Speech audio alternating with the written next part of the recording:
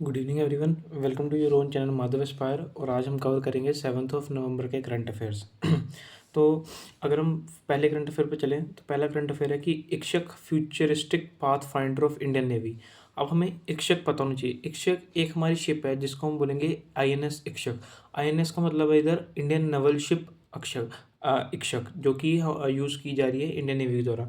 अब ये इक्षक कौन सी टाइप की है? इक्षक एक हाइड्रोग्राफिक सर्वे वेसल है। हाइड्रोग्राफिक सर्वे वेसल का मतलब क्या होता है कि जैसे ओशन है, ओशन किसके ऊपर, जैसे ओशन है वो किसके ऊपर खड़ा है? वो ओशन फ्लोर के ऊपर खड़ा है। तो जो हाइड्रोग्राफिक सर्वे वेसल है वो सर्वे करता है ओशन के फ्लोर का कि कहीं कुछ प्रॉब्लम तो नहीं है, कहीं कोई एनिमी तो नहीं है, उसको स्पॉट करता है। और अंदर अंदर की चीज़ों का कहते हैं इन्फॉर्मेशन प्रोवाइड करता है कि कुछ नई चीज़ तो नहीं डिस्कवर हुई, कोई कुछ नया स्पीशीज़ तो नहीं डिस्कवर हुई। तो हाइड्रोग्राफिक सर्वे वेसल का ये मतलब होता है, ठीक है।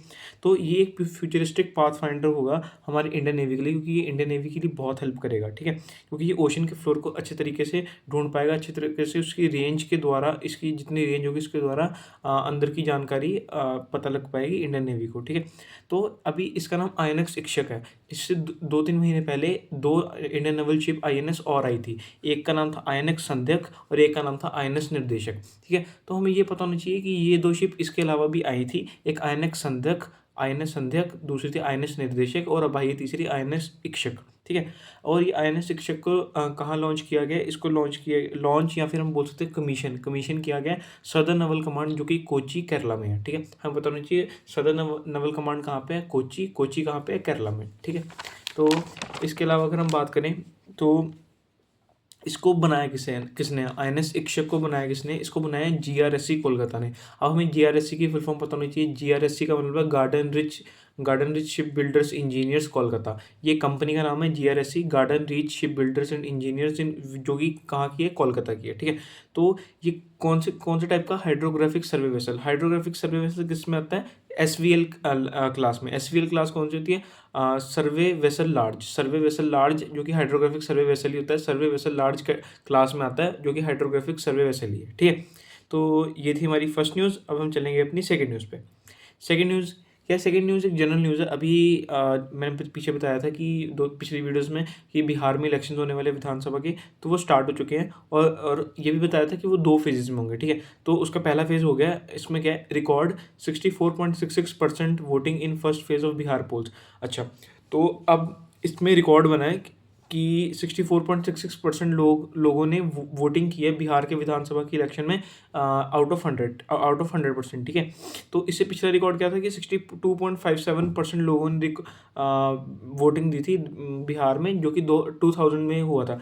अब बोल सकते हैं कि 25 साल बाद ये रिकॉर्ड तोड़ा गया है कि 25 साल बाद 64.66% लोगों ने वोटिंग की है बिहार के विधानसभा इलेक्शन में। और इससे हमें ये पता लगता है कि लोग डेमोक्रेसी चाहते हैं। लोग चाहते हैं कि वो और ज़्यादा से ज़्यादा वोट करें, ज़्यादा से ज़्यादा वोट करेंगे तभी फ्री और फेयर इलेक्शन होंगे। फ्री और फेयर इलेक्शन होंगे तभी एक अच्छी सरकार आगे बढ़कर आएगी, ठीक है। तो लेकिन इस काम को करने में 25 साल लग गए।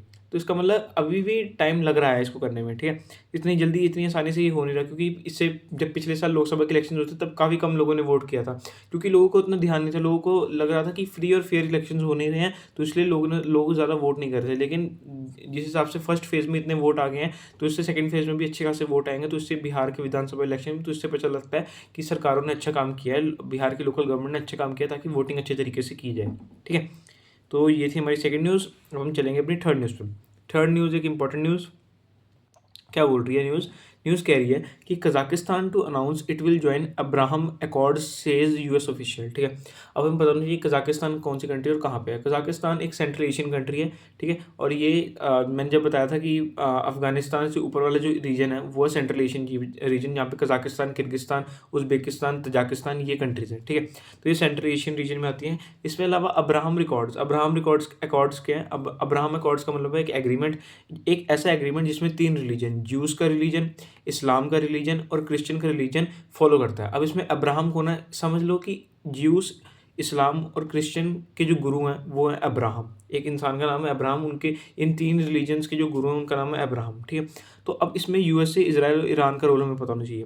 अब यूएसए का रोल क्या है, पहले इज़राइल के रोल की बात करते हैं। इज़राइल का रोल क्या है कि 1948 के टाइम पर इज़राइल जो है उसने वो इज़राइल बना कैसे था? इज़राइल बना था, इज़राइल ने बहुत सारी जगह कैप्चर कर ली थी पैलेस्टीन की बहुत सारी जगह कैप्चर करके इज़राइल बना है, ठीक है। और इज़राइल का बहुत अच्छा दोस्त है यूएसए। इज़राइल और यूएसए बहुत अच्छे दोस्त हैं। इज़राइल जैसे पैलेस्टाइन की लैंड को खुद कैप्चर कर रहा था और अपनी कंट्री बना रहा था, तो इसलिए बाकी जो कंट्रीज, बाकी जो नेबर्स थे इज़राइल के, वो उसके साथ दुश्मनी कर रहे थे कि वो ऐसा क्यों कर रहा है, वो किसी और के लैंड को अपना क्यों कर रहा है, उसको इलीगली कैप्चर क्यों कर रहा है और अपनी कंट्री को बढ़ा क्यों रहा है। तो इसलिए USA being a good friend उसने ये सोचा कि इज़राइल की हेल्प करता हूँ, और इज़राइल की हेल्प करने के लिए उसने अब्राहम अकॉर्ड शुरू किए। अब्राहम अकॉर्ड उसने कब किए? 2020 में उसने अब्राहम अकॉर्ड्स कहाँ शुरू किए? ये जो एग्रीमेंट था अब्राहम अकॉर्ड्स का कहाँ पे हुआ? वाशिंगटन डीसी में।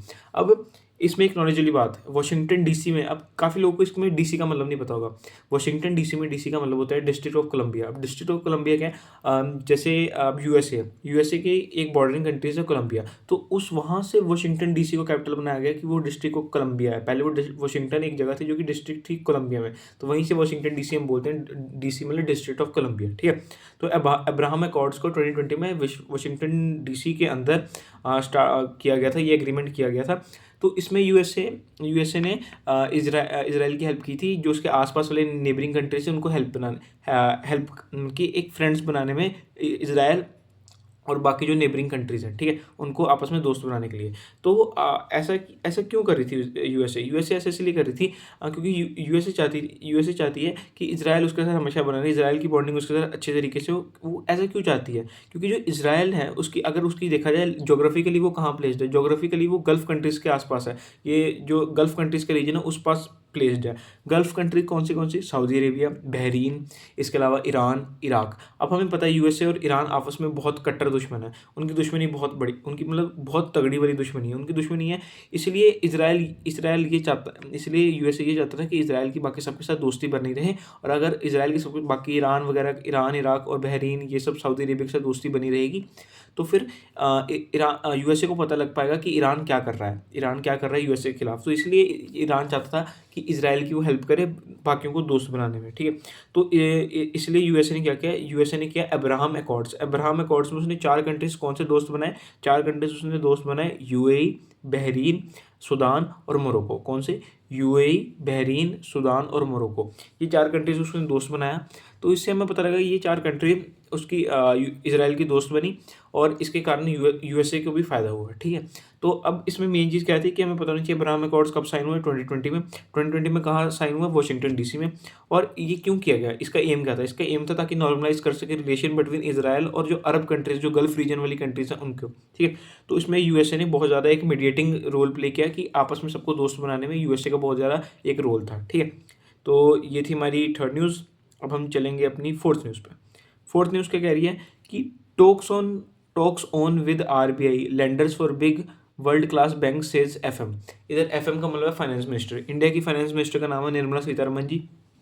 अब उनका कहना है कि उनकी डिस्कशन चल रही है आरबीआई के साथ, जो कि है reserve bank of India. RBI के साथ उनकी डिस्कशन चल रही है कि ऐसे इंटरनेशनल बैंक्स इंडिया लेके आए ताकि इंडिया की हेल्प हो सके, उनकी इकोनॉमिक ग्रोथ बढ़ सके। अब इंटरनेशनल बैंक से इकोनॉमिक ग्रोथ कैसे बढ़ेगी? जैसे फॉर एग्जांपल यूएसए के बहुत सारे इंटरनेशनल बैंक है, जैसे JP Morgan, bank of America. India का है एचडीएफसी बैंक, ये काफ़ी ज़्यादा एक इंटरनेशनल बैंक में आता है। बट लेकिन ये जो आसपास के बैंक है जैसे पीएनबी बैंक, एसबीआई, ये सब इंटरनेशनल बैंक्स नहीं है। तो इंडिया चाहती है कि वो इंटरनेशनल बैंक्स लेके आए। अगर इंटरनेशनल बैंक्स आएंगे तभी इंडिया आगे बढ़ पाएगा, इंडिया की इकोनॉमिक ग्रोथ को फ़ायदा होगा, ठीक है।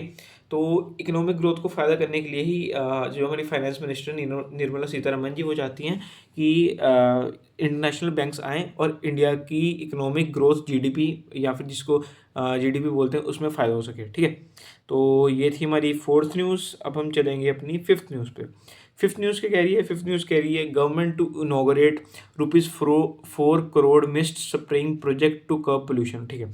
अब ये जो न्यूज़ है ये दिल्ली से रिलेटेड न्यूज़ है, जो हमारी कैपिटल, इंडिया की कैपिटल कौन सी है? दिल्ली, ठीक है। दिल्ली में क्या है, गवर्नमेंट इनॉग्रेट करने जा रही है 4 करोड़ के बजट का एक प्रोजेक्ट जिसका नाम है मिस्ट स्प्रेइंग प्रोजेक्ट ठीक है, ताकि वो पोल्यूशन को हैंडल कर सके। अब मिस्ट स्प्रेइंग प्रोजेक्ट क्या है? मिस्ट स्प्रेइंग प्रोजेक्ट है कि जो पानी की छोटी छोटी बूंदें और उसको फेंका जाए आर्टिफिशियली, तो उसको मिस्ट स्प्रेइंग प्रोजेक्ट बोलते हैं। तो ये मिस्ट स्प्रेइंग प्रोजेक्ट इस क्यों कर रहे हैं? ताकि पोल्यूशन से हम सामना कर सकें, क्योंकि हमें पता है दिल्ली में बहुत ज़्यादा पोल्यूशन है।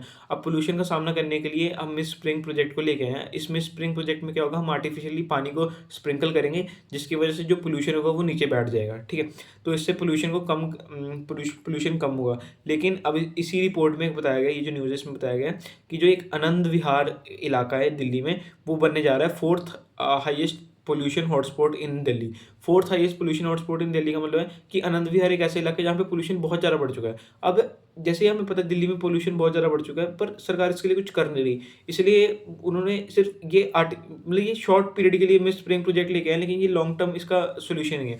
तो सरकार को उसका लॉन्ग टर्म सोल्यूशन ढूंढना चाहिए और मतलब ऐसी पॉलिसीज क्रिएट करनी चाहिए जिसकी वजह से पोल्यूशन कम हो सके दिल्ली में, ठीक है। तो ये थी फिफ्थ न्यूज़। अब हम चलेंगे अपनी सिक्स्थ न्यूज़ पे। सिक्स न्यूज़ क्या कह रही है? सिक्स न्यूज़ कह रही है कि ये थोड़ा फनी भी है। Pakistan army for sale did Asim Munir demand $10,000 a soldier from Israel for peace keeping in Gaza. अब हमें पता है पीस कीपिंग एग्रीमेंट क्या है। पीस कीपिंग एग्रीमेंट गाजा का है। पीस कीपिंग एग्रीमेंट में क्या था कि इजराइल और गाजा आपस में पीस कर लेंगे और उनकी लड़ाई खत्म हो जाएगी। जैसे हमें पता है इजराइल ने 60,000 से ज़्यादा लोग गाजा में मार दिए हैं, और गाजा में गाजा में इतने सारे लोग मरने की वजह से गाजा का बहुत बुरा हाल चुका है। वहाँ बिल्डिंग्स खत्म है, वहाँ पे ह्यूमैनिटी बची नहीं है, वहाँ पर बहुत ज़्यादा लोग मर चुके हैं, मतलब बहुत बुरा हाल है, ना खाना है ना मेडिसिन है।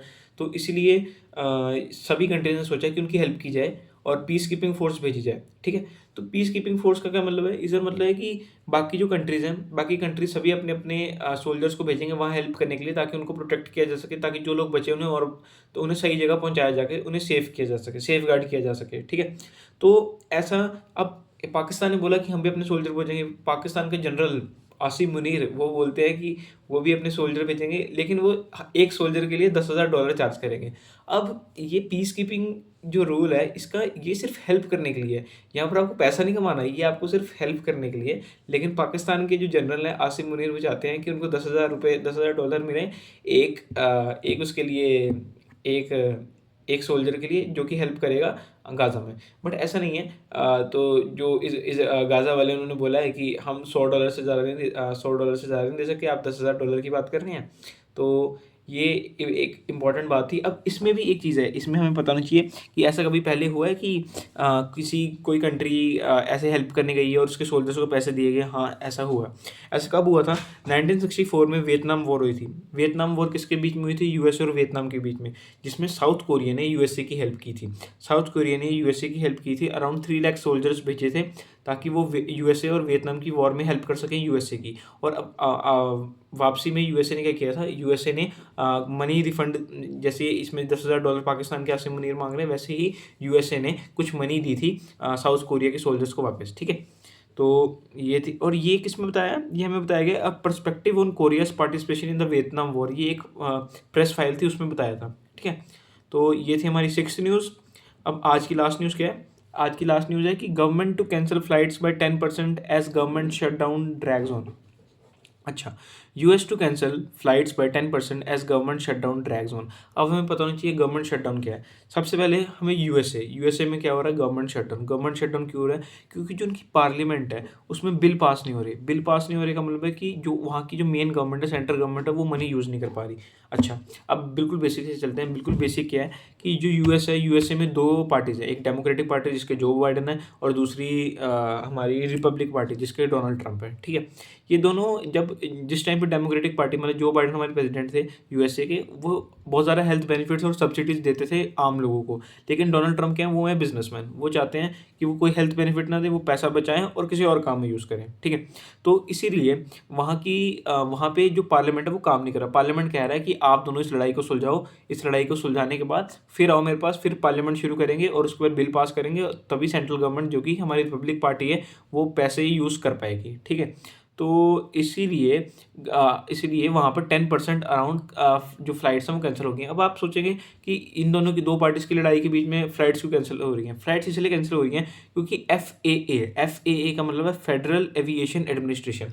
फेडरल एविएशन एडमिनिस्ट्रेशन, जो कि यूएसए की एक ऑर्गेनाइजेशन है, जो यूएसए का एक गवर्नमेंट डिपार्टमेंट है, ये एक गवर्नमेंट डिपार्टमेंट है, मैंने बोला ना ये गवर्नमेंट डिपार्टमेंट है। अब गवर्नमेंट डिपार्टमेंट है और गवर्नमेंट डिपार्टमेंट किसके अंदर अंडर आएगा, पार्लियामेंट के अंदर। अगर जब पार्लियामेंट ही नहीं चलेगी तो गवर्नमेंट डिपार्टमेंट को पैसा कैसे जाएगा, ठीक है। तो इसीलिए ये अराउंड 10% उनको फ्लाइट्स कैंसिल करनी पड़ी। अब उनको 10% ऑफ फ्लाइट्स कैंसिल करनी पड़ी, जिसकी वजह से जिसकी वजह से गवर्नमेंट शटडाउन की वजह से वहाँ के लोगों को नुकसान हो रहा है कि जैसे जिन लोगों ने अपनी फ़्लाइट्स करके रखी थी उनकी कैंसिल हो गई, तो फिर ना उनको पैसा रिफंडेबल, अभी पैसा रिफंड का गेम चलेगा, मनी क्रेडिट का सीन चलेगा, तो इसकी वजह से लोगों को तकलीफ़ हो रही है, ठीक है।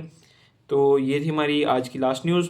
आज के पेपर में सिर्फ ईजी मतलब काफ़ी बेसिक चीज़ें थी, कुछ इंपॉर्टेंट नहीं था, 2-3 न्यूज़ को छोड़ के, ठीक है। तो अब हम होमवर्क पे चलते हैं। होमवर्क क्या है आज का, which country was severely affected by typhoon Kalmaegi, also known as locally as Tino or Tino, causing 26 deaths and widespread destruction in November 2025। इसके 4 ऑप्शन है, वियतनाम, थाईलैंड, फिलीपींस और इंडोनेशिया।